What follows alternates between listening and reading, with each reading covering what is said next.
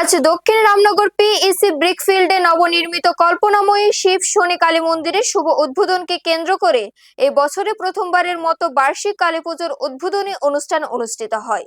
উদ্বোধনী অনুষ্ঠানে উপস্থিত ছিলেন মাননীয় মেয়র দীপক কুমার মজুমদার সহ অন্যান্যরা। নবনির্মিত কল্পনাময়ী কালী মন্দিরের প্রথম বার্ষিক কালী পুজোর উদ্বোধন উপলক্ষে অতিথি হিসেবে উপস্থিত ছিলেন রাজ্যের মাননীয় মেয়র দীপক কুমার মজুমদার, কাউন্সিলর তুষারকান্তি ভট্টাচার্য, রামকৃষ্ণ সারদেশ্বরী মঠের Maharajji Srimat Swami Somananda Maharaj, Shri Jasim Uddin, chairman Tripura minorities development corporation limited. Kali পুজোকে কেন্দ্র করে 3 দিন ব্যাপী মেলা এবং বিভিন্ন ধর্মীয় আচার অনুষ্ঠানের আয়োজন করা হয়েছে। দ্বিতীয় দিনে শ্যামা মা এবং শিবলিঙ্গের প্রাণ প্রতিষ্ঠা এবং তৃতীয় দিনে রামকৃষ্ণ সারদেশ্বরী মঠের মহারাজজি শ্রীমৎ স্বামী সোমানন্দ মহারাজ কর্তৃক শ্রী শ্রী চণ্ডী মহাযজ্ঞ অনুষ্ঠিত হবে।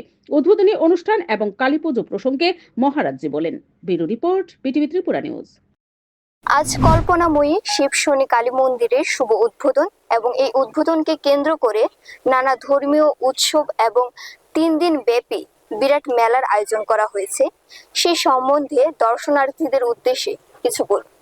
পাড়ার এলাকাবাসী মিলে সবাই মিলে আজকে এই মন্দিরের জন্য সবাই খেটেছেন এবং আমাদের যারা আছেন যিনি উদ্বোধন করেছেন ওনারাও এই মন্দিরের কাজে সহযোগিতা করেছেন। সবাই মিলে মন্দির হচ্ছে এখানে 3 দিনের একটা প্রোগ্রাম তৈরি করা হয়েছে। সেটা হচ্ছে আজকে উদ্বোধন 17 তারিখ, 18 তারিখ শিব পূজা হবে, শিব প্রতিষ্ঠিত হবে, সন্ধ্যায় 7টা মায়ের প্রাণ প্রতিষ্ঠা এবং বিশেষ পুজো হবে।